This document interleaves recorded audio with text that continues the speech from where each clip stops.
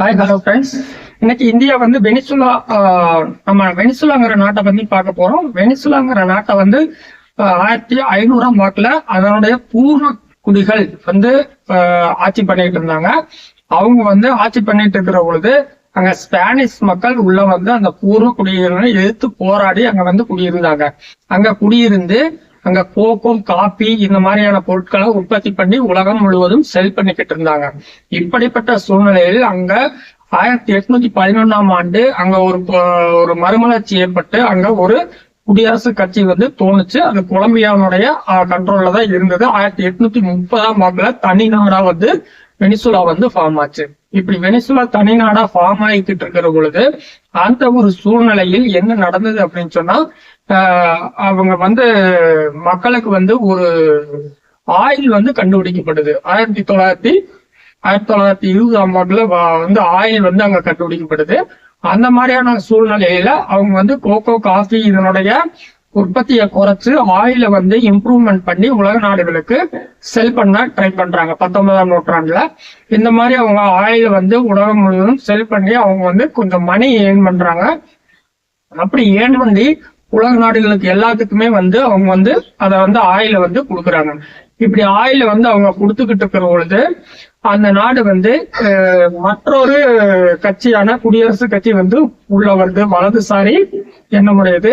இங்க உள்ள முதலாளிகள் இந்த ஆயில பூரா திருடிட்டு போறாங்க அப்படின்னு சொல்லி அவங்க ஒரு கான்செப்ட் உருவாக்கி அந்த ஆட்சியை கைப்பற்றி அந்த நாட்டு மக்களுக்கு அவங்க வந்து பணம் கொடுக்குறாரு.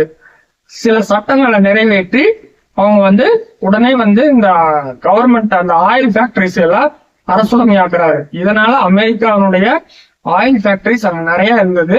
அதனால அமெரிக்கா கடும் கோபம் அடைஞ்சாங்க.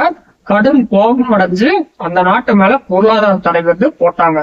என் நாட்டு ஆயில் கம்பெனியெல்லாம் நீங்க கைப்பற்றிட்டீங்க அப்படின்னு சொல்லி கைப்பற்றிட்டாங்க. அவங்க மறுபடியும் ஆயில் எடுத்து நிறைய நாட்டுக்கு வித்து அதை வந்து மக்களுக்கு பணமா கொடுத்துக்கிட்டு இருந்தாங்க.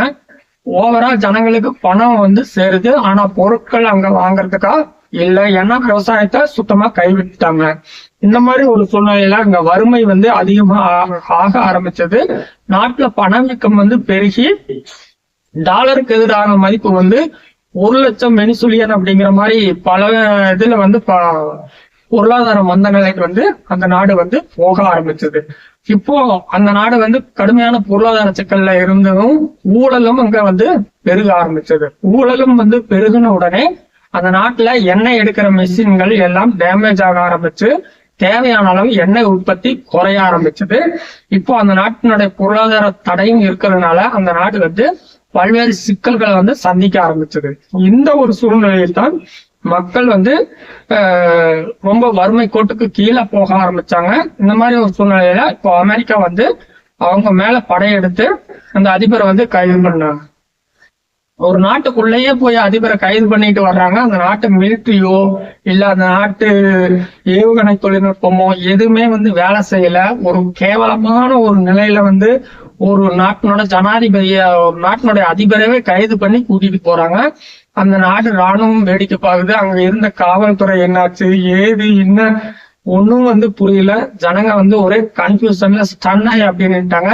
காரணம் என்னன்னா அங்க கொஞ்சம் கொஞ்சமா ஊழல் பணம் அமெரிக்காவின் உளவுத்துறை ஆல்ரெடி உள்ள வந்து ஊழல் எல்லாருக்கும் வந்து அங்கங்க பணம் கொடுத்து எதுவுமே செயல்பட முடியாத மாதிரி பண்ணிட்டாங்களா, அல்லது வேற ஏதாவது ஸ்கேனிங் ஏதாவது ஒரு ரேடார் புதிய தொழில்நுட்பத்தை பயன்படுத்தி எல்லாத்தையும் ஜாம் பண்ணி அப்படியே நிறுத்திட்டாங்களா அப்படிங்கறது வந்து தெரியல.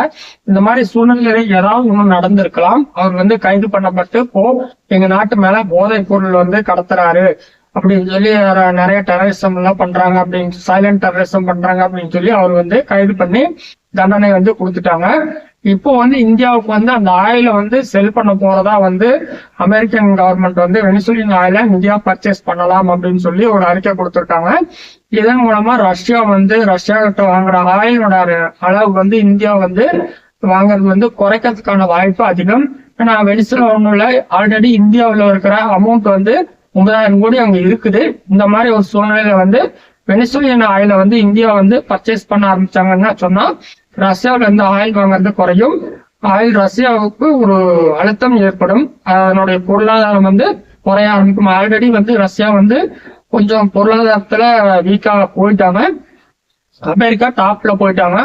இந்த மாதிரி ஒரு சூழ்நிலையில மேலும் ரஷ்யாவை வீக் ஆக்கிறதுக்காக இந்தியாவையும் சீனாவையும் வந்து வெனிசுவேலா ஆயில் வாங்க வச்சாங்க அப்படின்னு சொன்னா அது வந்து ரஷ்யாவுக்கு ஒரு மிகப்பெரிய பாதிப்பா அமையும். இதை பிளான் பண்ணி தான் அவங்க வந்து மதுரோவை வந்து கைது பண்ணியிருக்காரு. இப்போ இந்தியா வந்து என்ன முடிவு எடுக்க போகுது அப்படிங்கிறது இன்னும் சில நாட்கள் தெரியும். ஏன்னா இந்தியா வந்து அந்த செயலை செஞ்சுதான் ஆகணும். ஏன்னா இந்தியாவுடைய அமௌண்ட்டும் அங்க இருக்கு, ட்ரேடு டீலும் வந்து லாக் பண்ணி நிறுத்தி வச்சிருக்காங்க. இந்த ஒரு சூழ்நிலையில் இந்தியா எடுக்க போகும் முடிவு என்ன என்பதை பொறுத்திருந்து பார்ப்போம். தேங்க்ஸ்.